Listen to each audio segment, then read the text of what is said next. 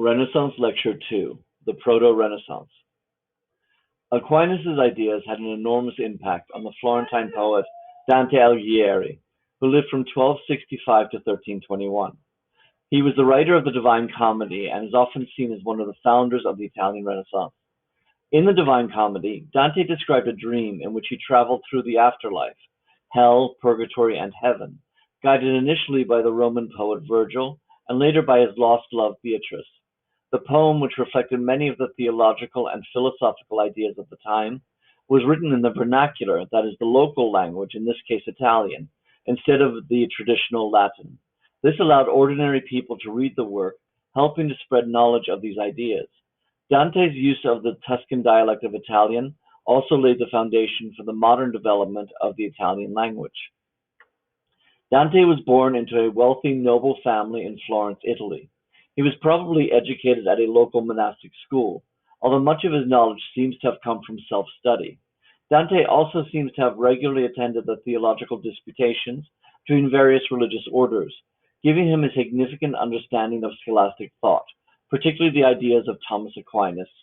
During his childhood, he fell in love with a local girl named Beatrice Portinari. However, both he and Beatrice were promised in marriage to other people. Dante married a woman named Gemma di Manetto Donati, a member of a powerful local family with whom he had several children. However, he continued to pine after Beatrice and was heartbroken when she died at the age of 24. Dante regularly associated with other poets and philosophers in Florence, and was very familiar with the courtly love poetry of medieval troubadours. In response to Beatrice's death, Dante helped develop a new form of poetry called Dolce Stil Novo, sweet new style, in which vivid descriptions of female beauty would be combined with the traditional divine love of the courtly love tradition. In addition to his writings, Dante was heavily involved in the politics of his city. A major division broke out between those people who wanted a strong papal influence over Florence and those people, Dante's party, who wanted a more independent city. In 1301, Dante's political opponents seized power in Florence, and Dante was forced to spend the rest of his life in exile.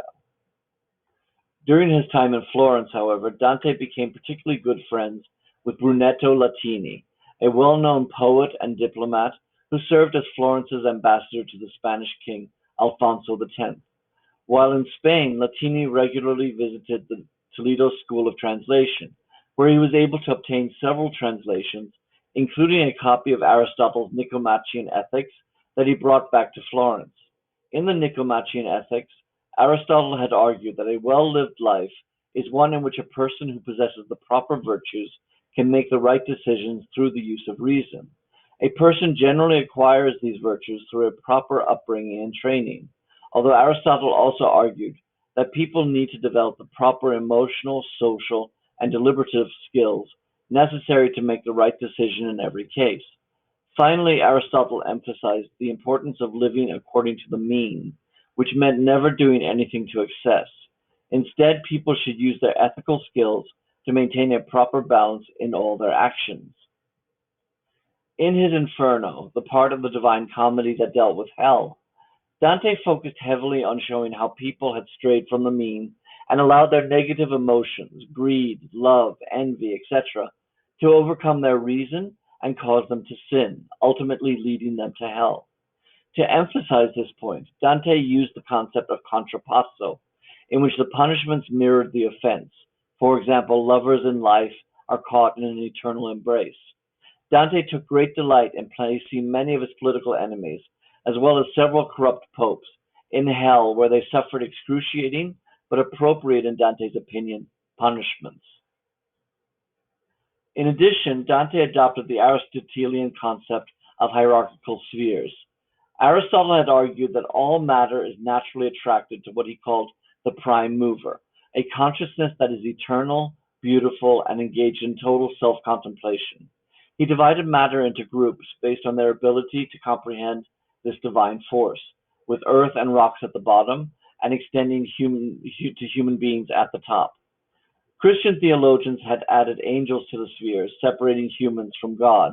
Dante adapted this concept to portray the afterlife in the Divine Comedy by portraying hell, purgatory, and heaven as a series of circles. In the poem, Dante describes a dream in which he is guided through hell by the Roman poet Virgil. There are a total of 9 circles in hell, with the pagan philosophers at the top, because they were not baptized Christians, and Lucifer, with famous betrayers such as Judas, at the bottom, the furthest away from God.